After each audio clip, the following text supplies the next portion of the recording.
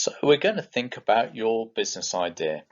And in this part, it's actually a very useful exercise to go through because this is all about persuading and learning about selling. So the things that the assignment is asking you to do are actually very useful in terms of skills for later life. So the first thing to think about is you've got to choose one idea. So you might have looked at 3 different ideas so far, but you're going to narrow it down to one that you're actually going to do. So just to be clear, one idea going forwards that you do this with. And in this little talk track, I'm going to go through the different things for you to write about in your assignment. This isn't hard. All it is getting you to think about your idea. So the first thing is what your financial aims are. And an aim is really something that a business just sets out to generally do. So these can be general things. So you can see the points I've got here. So it could be to make a certain amount of money by a certain date, or it could be to keep your costs as low as possible. That could be an aim.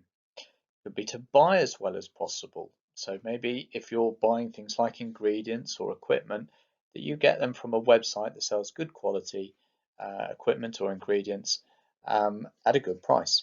Could also be to make a profit. So you need to have 2 or 3 of these down as financial aims for your little micro business.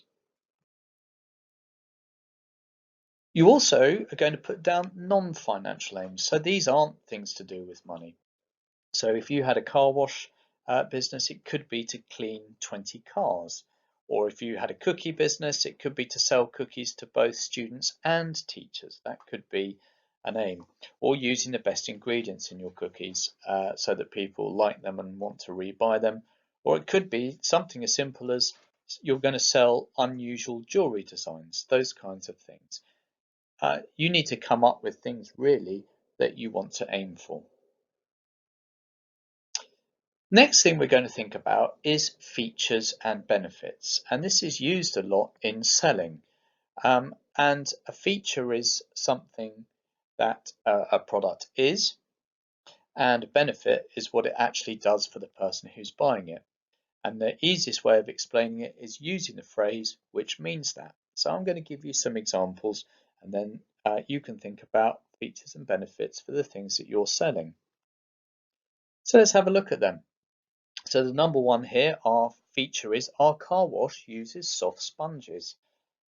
The benefit, which means that your car won't get scratched when we wash it and it will look extra clean. Okay, so the benefit is something which means that the benefit for the customer. Let's look at the second one.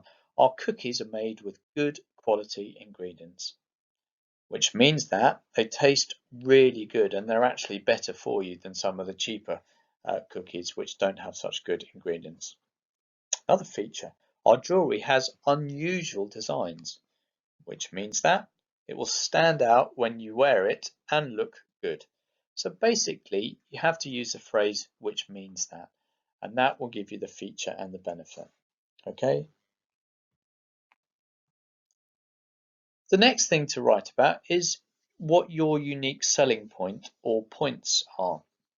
Now, unique selling point is what makes your idea a bit different from everybody else. So it could be that if you were doing the car wash idea, it might be that you decide to use very soft sponges or environment friendly shampoo for the car. Or it could be that if you are making cookies that you decide to make them with less sugar, or you decide to make them organic, or it could be that you decide to make them in a slightly different way from normal. Could be that if you're selling jewelry, that your designs are a bit different from everybody else's out there, or they're using a different kind of material, or a different color, or a different decoration.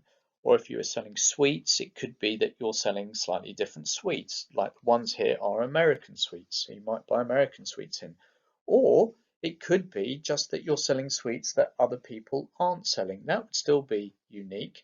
Might be you're selling drinks that other people aren't selling. It could be that you're selling second-hand books, which no one else is doing. All of those things make you a little bit different. And all this point here is basically saying, with unique selling points, tell us what is unique about what you're selling or what is different. Also, as well, you need to think about the cost of things and how much you would sell it for.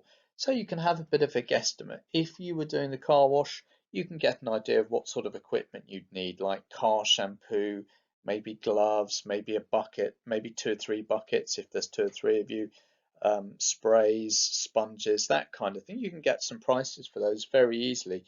It's the same with cookies, actually. You can find out how much the ingredients cost.